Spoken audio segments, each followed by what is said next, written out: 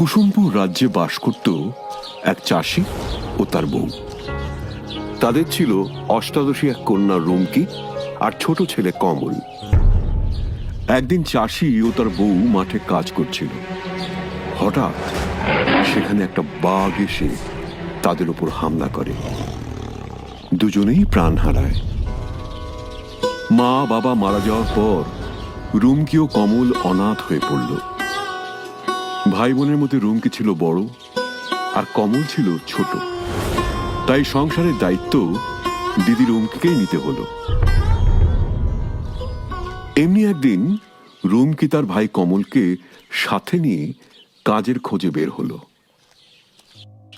দিদি, আর যে হাঁটতে পারছি না, আমার খুব তেষ্টা পেয়েছে, আমি জল খাবো। এখানে কোথায় জল পাবো বলতো? দাঁড়া ভাই, দেখি সামনে কোনো কুয়ো পাই কিনা। আমি যে হাঁটতে পারছি না দিদি, আমার গলা শুকিয়ে গেছে। কোথাও কোনো কুয়ো দেখতে পেলাম না, কি করি এখন? আর একটু চল ভাই, কষ্ট করে, সামনে নিশ্চয়ই কোথাও জল পেয়ে যাব। দিদি দিদি, ওই দেখো, এটা তো ঘোড়ার পায়ের ছাপ, মাটিতে বসে গেছে, ওর মধ্যে জল। না না ভাই, ওই জল খাস না, তাহলে ঘোড়ার বাচ্চা হয়ে যাবি। আমি তো আর থাকতে পারছি না, কিছু একটা করো না দিদি। এ কি ভাই, মাটিতে বসে পড়লে যে? আর একটু চল ভাই, দেখবি সামনে ঠিক জল পেয়ে যাব। আমি আর হাঁটতে পারছি না দিদি, আর হাঁটতে পারছি না। এবার একটু জল না পেলে আর হাঁটতে পারবো না আমি। আর একটু ভাই, চল।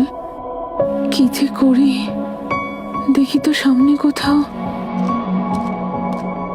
আমি আর থাকতে পারছি না, এবার একটু জল না পেলে মরেই যাব। কিন্তু দিদি যে বলল সামনেই, ওই তো জল। দিদি দিদি, দেখো, ওই দেখো জল। না ভাই, খাস না, ওটা পাতি হাঁসের পায়ের ছাপ। এ কি ভাই, কি অবস্থা হলো তোর? বারবার বারণ করলাম, খাস না ওই জল, শুনলি না আমার কথা, এখন কি হবে? দিদি দিদি, তুই ঠিক বলেছিলিস, দেখ, ওই জল খেয়ে আমি পাতি হাঁস হয়ে গেছি। Pack, pack, pack, pack. এখন কি হবে? কি করে আমার ভাই আবার আগের মতো হবে? আমার যে ভাই ছাড়া আর কেউ নেই, এখন কি করব আমি?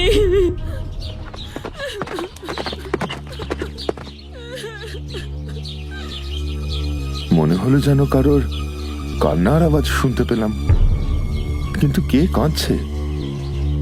এটা তো একটা মেয়ের গলা। এই জনমানবহীন জায়গায় কোনো মেয়ে বিপদে পড়লো না তো? যাই তো, একটু সামনে গিয়ে দেখি। এই যে মেয়ে, কি হয়েছে তোমার? এখানে বসে কাঁদছো কেন? এই দেখো না, আমার ভাই পাতি হাঁস হয়ে গেছে। মানে এ তোমার ভাই?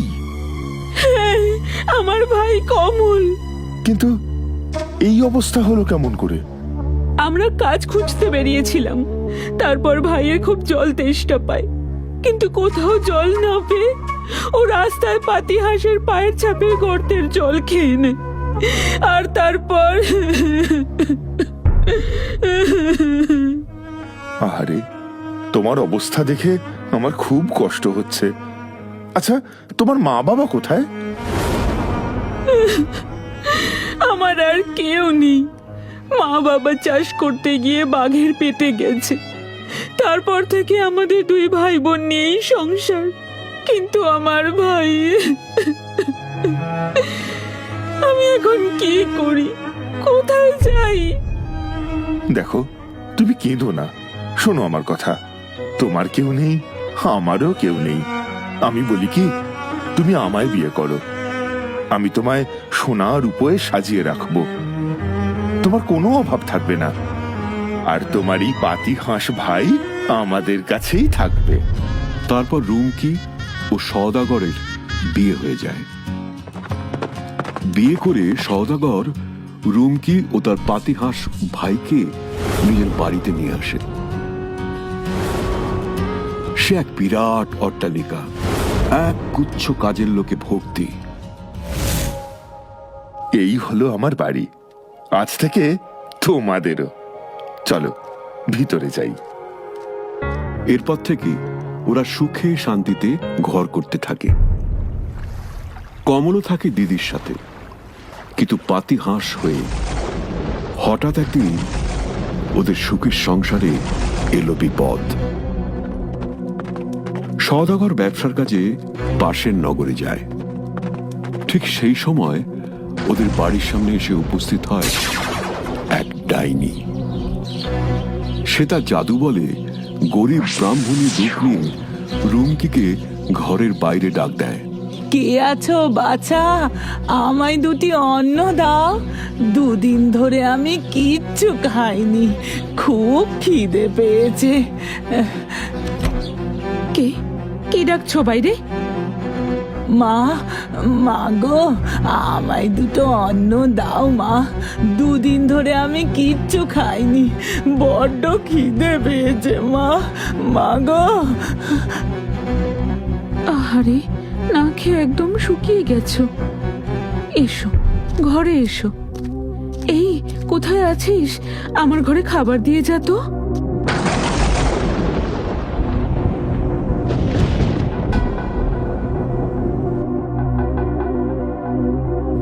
নাও বুড়িমা, পেট ভরে খাও।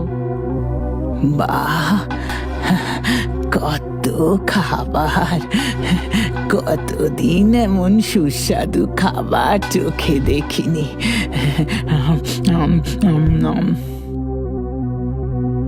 কি গো বুড়িমা, কি দেখছো এমন করে? দেখছি তোর ভবিষ্যৎ। আমার ভবিষ্যৎ? হ্যাঁ রে, এত পুণ্যি করেও তোর যে সম বিপদ ঘনিয়ে আসছে। বিপদ? এ কি বলছো তুমি? হ্যাঁ রে, তোর স্বামী তো ব্যবসার কাজে পাশের নগরে গেছে। সেখানেই তোর স্বামীর মৃত্যু হবে। কি বলছো তুমি? ভয় পাস না, এত ভয় পাস না। এই বিপদ থেকে মুক্তি পাওয়ার উপায় আছে, আর সেটা তোকেই করতে হবে। বলো বুড়িমা, এক্ষুনি বলো আমায় কি করতে হবে। আমি সব করতে রাজি।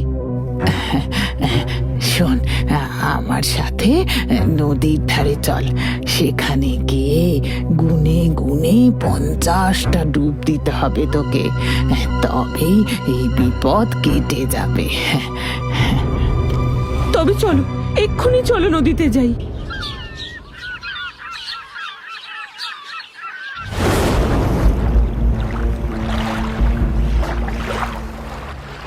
মনে আছে তো কি করতে হবে? এক জায়গায় দাঁড়িয়ে তোকে 50 বার ডুব দিতে হবে। আচ্ছা ঠিক আছে, নে শুরু কর। রুমকি জলের তলায় ছটফট করতে লাগলো। সে অনেক চেষ্টা করেও ওপরে উঠতে পারল না। ওদিকে ডাইনি রুমকির রূপ নিয়ে সওদাগরের বাড়িতে থাকতে শুরু করলো। সেই ডাইনি কমলকে রুমকির মতন ভালোবাসত না। ঝড় বৃষ্টিতেও বাইরে বার করে রাখত। বাড়ির চাকরদের সাথেও খারাপ ব্যবহার করত।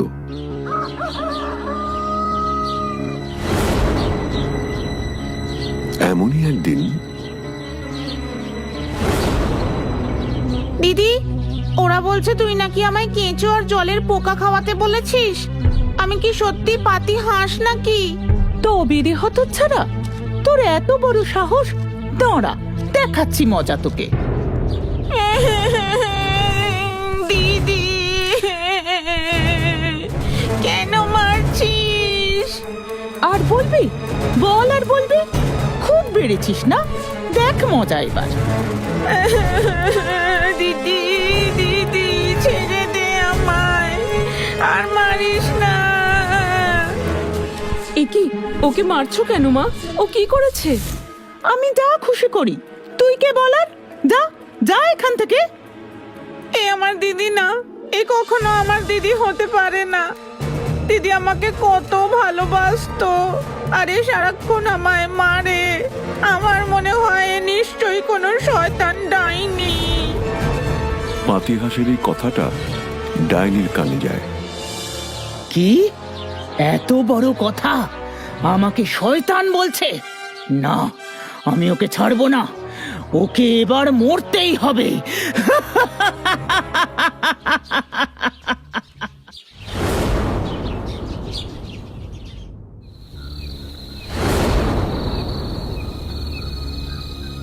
হ্যাঁ গো, শোনো না, বলো, কি বলবে?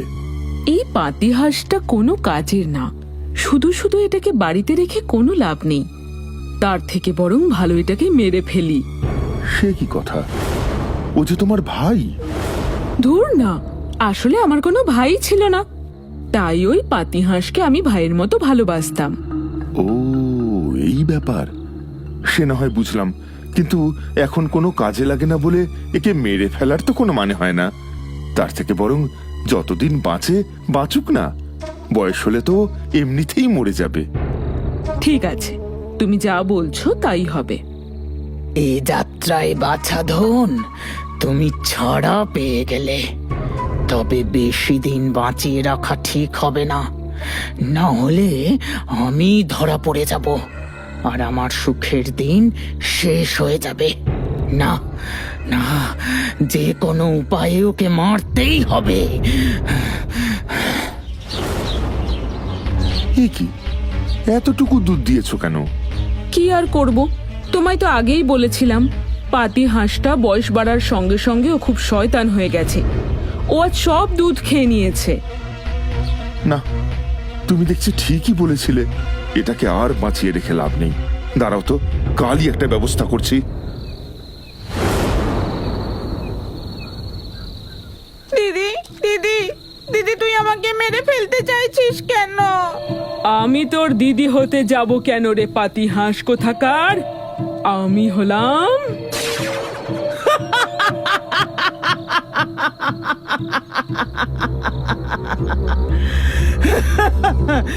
তোর দিদিকে তো আমি নদীর তলায় বন্দি করে ফেলেছি।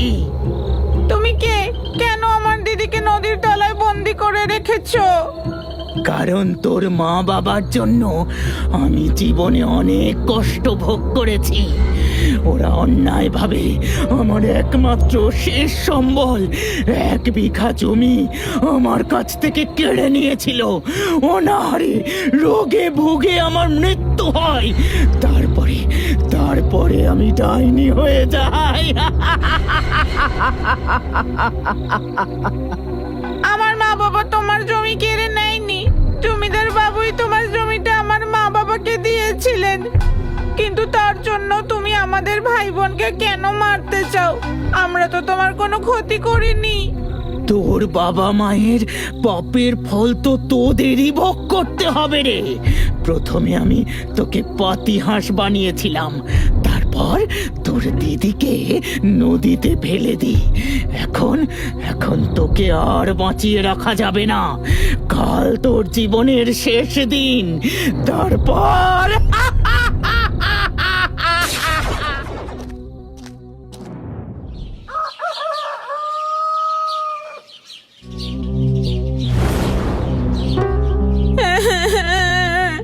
মরার আগে আমার শেষ ইচ্ছেটা পূরণ করবেন?